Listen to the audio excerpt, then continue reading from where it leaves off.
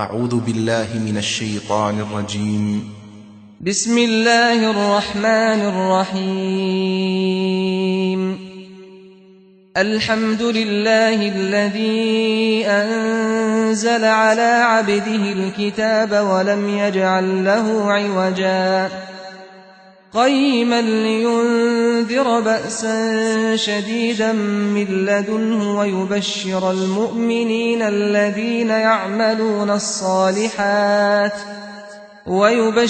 المؤمنين الذين يعملون الصالحات أن لهم أجرا حسنا ماكثين فيه أبدا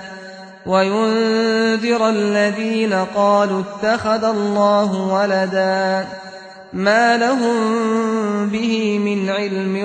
ولا لآبائهم كبرت كلمة تخرج من أفواههم إن يقولون إلا كذبا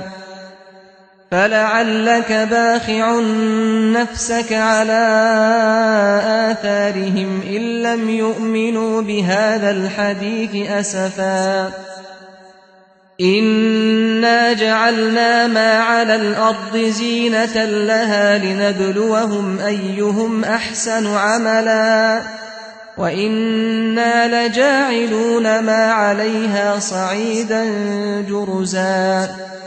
أم حسبت أن أصحاب الكهف والرقيم كانوا من آياتنا عجبا إذ أوى الفتية إلى الكهف فقالوا ربنا آتنا من لدنك رحمة وهيئ لنا من أمرنا رشدا فضربنا على آذانهم في الكهف سنين عددا ثم بعثناهم لنعلم أي الحزبين أحصى لما لبثوا أمدا نحن نقص عليك نبأهم بالحق إنهم فتية آمنوا بربهم وزدناهم هدى وربطنا على قلوبهم إذ قاموا فقالوا ربنا رب السماوات والأرض لن ندعو من دونه إلها لقد قلنا إذا شططا هؤلاء قومنا اتخذوا من دونه آلهة لولا يأتون عليهم بسلطان بين فمن أظلم ممن افترى على الله كذبا وإذ اعتزلتموهم وما يعبدون إلا الله فأووا إلى الكهف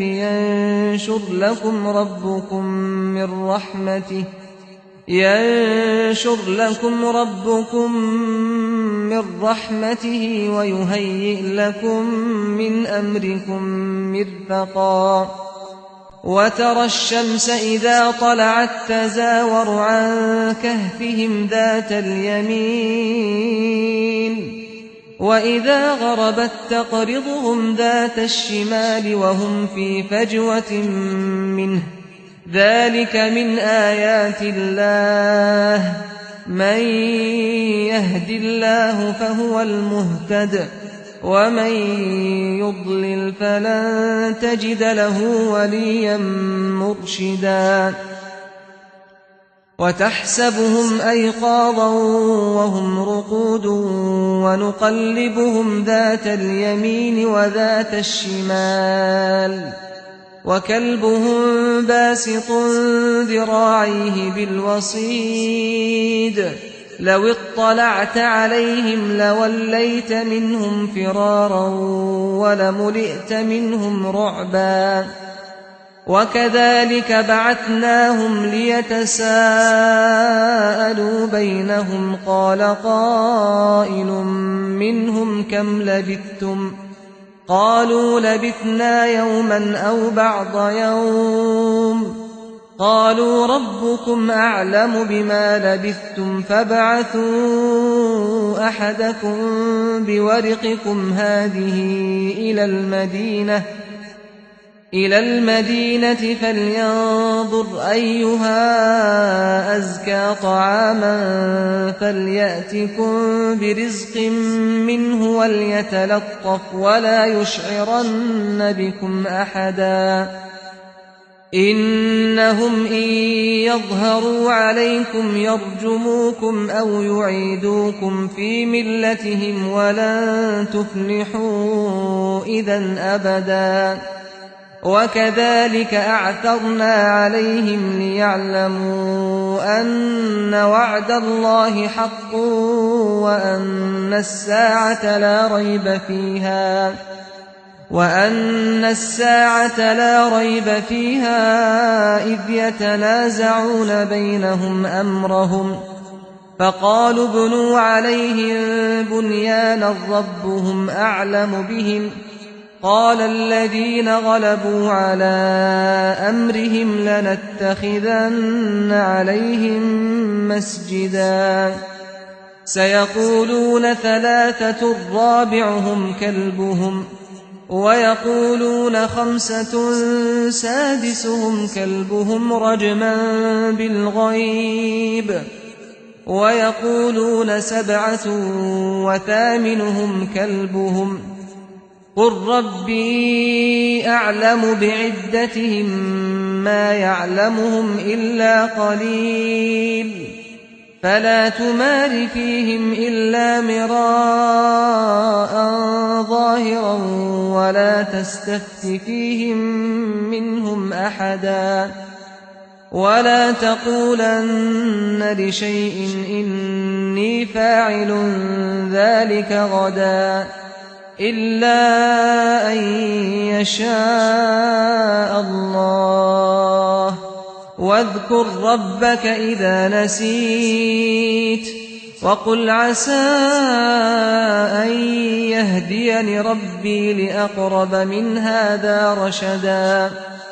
ولبثوا في كهفهم 300 سنين وازدادوا 9 قل الله أعلم بما لبثوا له غيب السماوات والأرض أبصر به وأسمع ما لهم من دونه من ولي ولا يشرك في حكمه أحدا واتل ما أوحي إليك من كتاب ربك لا مبدل لكلماته ولن تجد من دونه ملتحدا واصبر نفسك مع الذين يدعون ربهم بالغداة والعشي يريدون وجهه ولا تعد عيناك عنهم تريد زينة الحياة الدنيا ولا تطع من أغفلنا قلبه عن ذكرنا واتبع هواه وكان أمره فرطا وقل الحق من ربكم فمن شاء فليؤمن ومن شاء فليكفر إنا أعتدنا للظالمين نارا أحاط بهم سرادقها وإن يستغيثوا يغاثوا بماء كالمهل يشوي الوجوه بئس الشراب وساءت مرتفقا إن الذين آمنوا وعملوا الصالحات إنا لا نضيع أجر من أحسن عملا أولئك لهم جنات عدن تجري من تحتهم الأنهار يحلون فيها من أساور من ذهب ويلبسون ثيابا خضرا من سندس وإستبرق متكئين فيها على الأرائك نعم الثواب وحسنت مرتفقا واضرب لهم مثل الرجلين جعلنا لأحدهما جنتين من أعناب وحففناهما بنخل وجعلنا بينهما زرعا كلتا الجنتين آتت أكلها ولم تظلم منه شيئا وفجرنا خلالهما نهرا وكان له ثمر فقال لصاحبه وهو يحاوره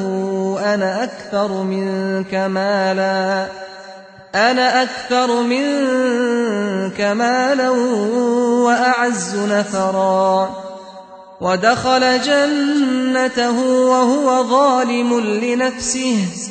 قال ما أظن أن تبيد هذه أبدا وما أظن الساعة قائمة ولئن رددت إلى ربي لأجدن خيرا منها منقلبا قال له صاحبه وهو يحاوره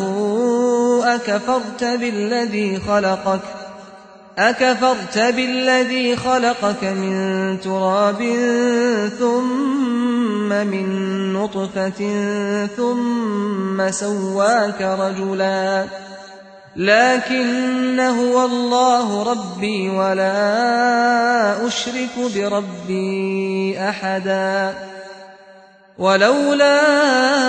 إذ دخلت جنتك قلت ما شاء الله لا قوة إلا بالله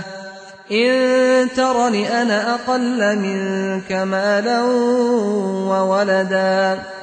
فعسى ربي أن يؤتيني خيرا من جنتك ويرسل عليها حسبانا من السماء فتصبح صعيدا زلقا أو يصبح ماؤها غورا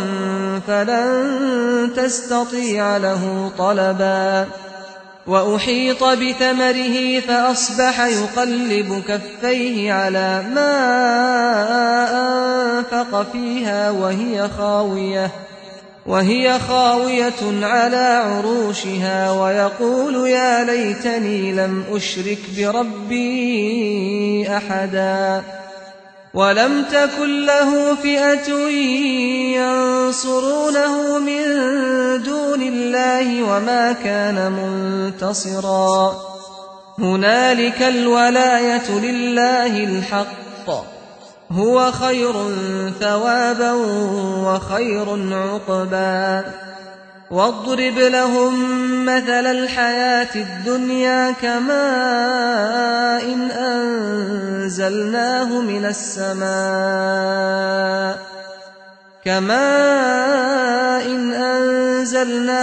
السماء فاختلط به نبات الأرض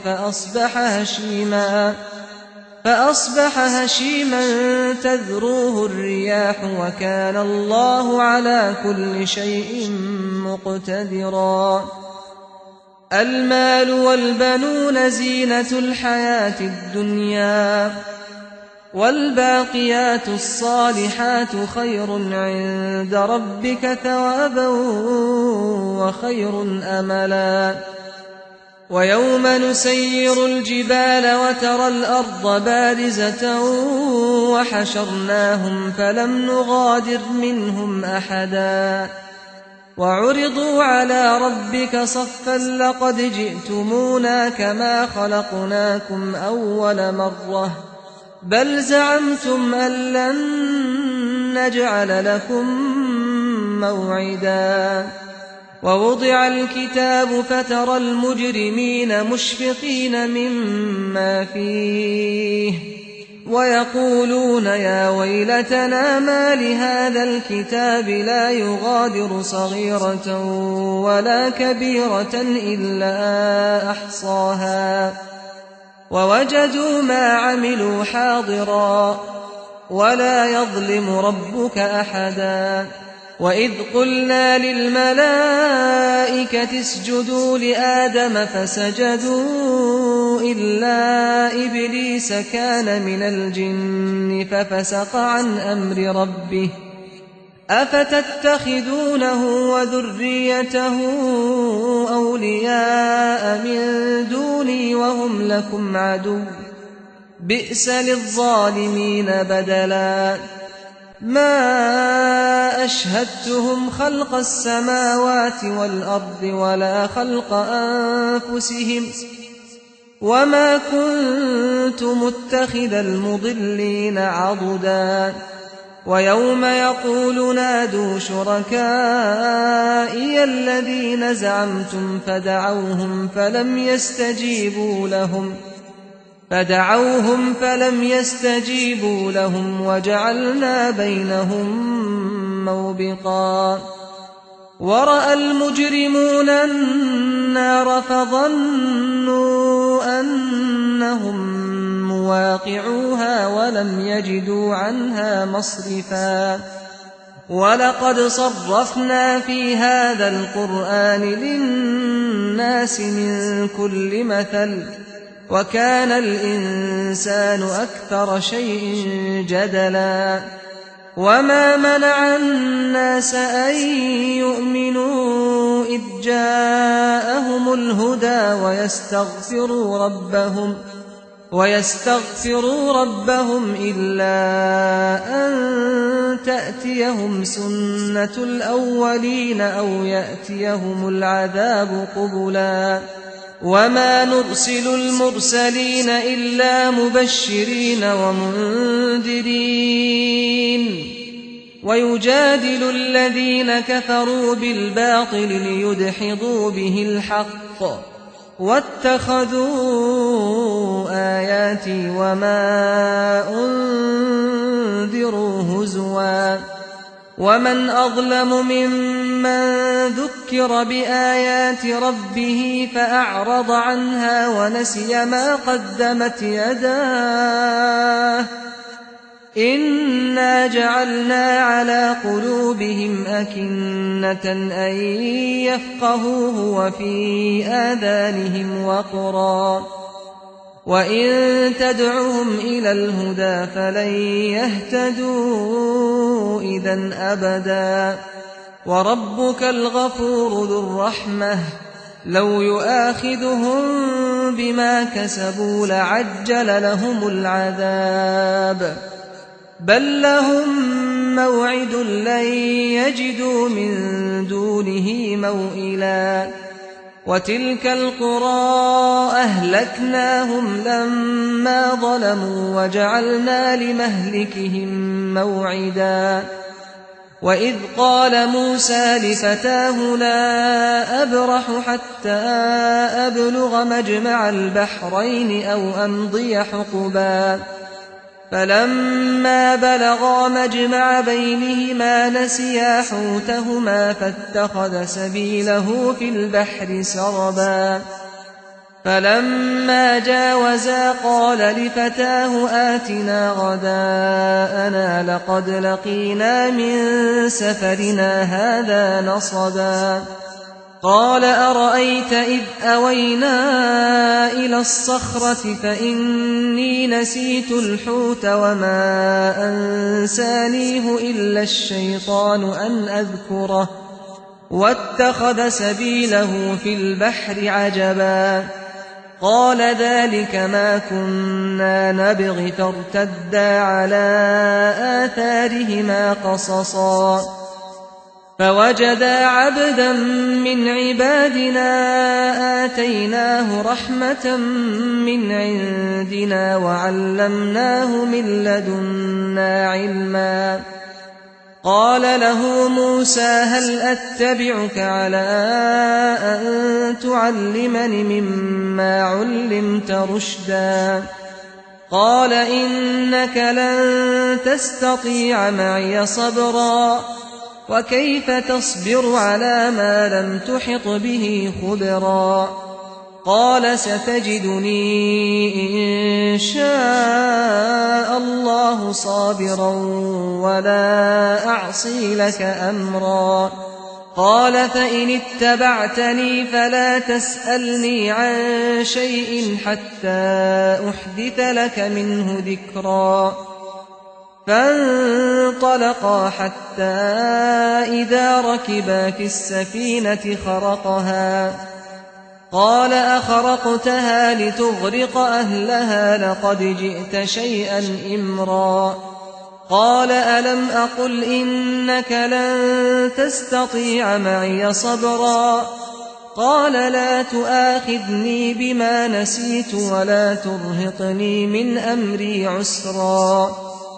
فانطلقا حتى إذا لقيا غلاما فقتله.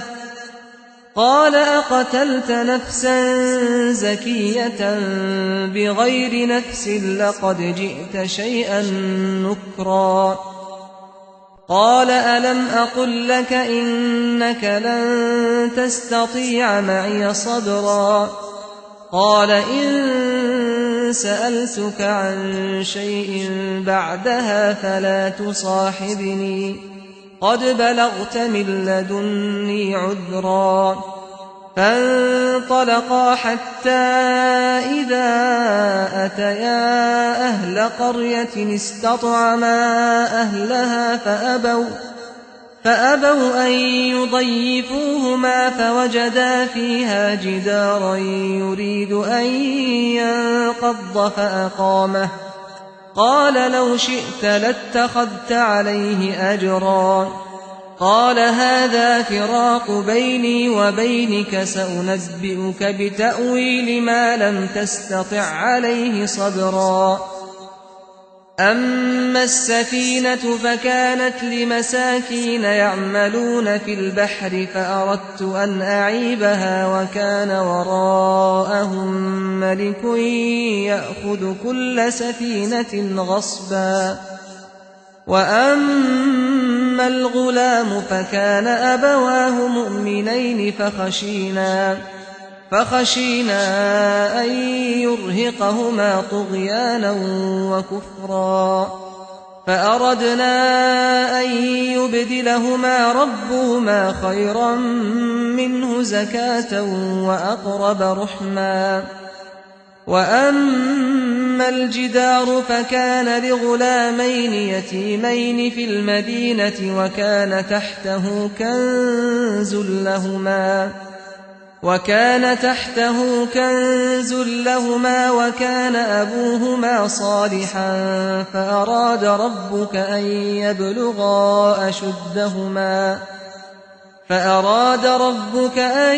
يبلغا أشدهما ويستخرجا كنزهما رحمة من ربك وما فعلته عن أمري ذلك تأويل ما لم تسطع عليه صبرا. ويسألونك عن ذي القرنين قل سأتلو عليكم منه ذكرا. إنا مكنا له في الأرض وآتيناه من كل شيء سببا. فأتبع سببا حتى إذا بلغ مغرب الشمس وجدها تغرب في عين حمئة ووجد عندها قوما. قلنا يا ذا القرنين إما أن تعذب وإما أن تتخذ فيهم حسنا. قال أما من ظلم فسوف نعذبه ثم يرد إلى ربه فيعذبه عذابا نكرا. وأما من آمن وعمل صالحا فله جزاء الحسنى وسنقول له من أمرنا يسرا ثم أتبع سببا. حتى إذا بلغ مطلع الشمس وجدها تطلع على قوم لم نجعل لهم من دونها سترا كذلك وقد أحطنا بما لديه خبرا ثم أتبع سببا حتى إذا بلغ بين السدين وجد من دونهما قوما لا يكادون يفقهون قولا قالوا يا ذا القرنين إن يأجوج ومأجوج مفسدون في الأرض فهل نجعل لك خرجا على أن تجعل بيننا وبينهم سدا قال ما مكني فيه ربي خير فأعينوني بقوة أجعل بينكم وبينهم ردما آتوني زبر الحديد حتى إذا ساوى بين الصدفين قال انفخوا حتى إذا جعله نارا قال آتوني أفرغ عليه قطرا فما استطاعوا أن يظهروه وما استطاعوا له نقبا قال هذا رحمة من ربي فإذا جاء وعد ربي جعله دكاء وكان وعد ربي حقا وتركنا بعضهم يومئذ يموج في بعض ونفخ في الصور فجمعناهم جمعا وعرضنا جهنم يومئذ للكافرين عرضا الذين كانت أعينهم في غطاء عن ذكري وكانوا لا يستطيعون سمعا أفحسب الذين كفروا أن يتخذوا عبادي من دوني أولياء إنا أعتدنا جهنم للكافرين نزلا قل هل ننبئكم بالأخسرين أعمالا الذين ضل سعيهم في الحياة الدنيا وهم يحسبون أنهم يحسنون صنعا أولئك الذين كفروا بآيات ربهم ولقائه فحبطت أعمالهم فلا نقيم لهم يوم القيامة وزنا ذلك جزاؤهم جهنم بما كفروا واتخذوا آياتي ورسلي هزوا إن الذين آمنوا وعملوا الصالحات كانت لهم جنات الفردوس نزلا خالدين فيها لا يبغون عنها حولا قل لو كان البحر مدادا لكلمات ربي لنفد البحر قبل أن تنفد كلمات ربي ولو جئنا بمثله مددا قل إنما أنا بشر مثلكم يوحى إلي أنما إلهكم إله واحد فمن كان يرجو لقاء ربه فليعمل عملا صالحا ولا يشرك بعبادة ربه أحدا.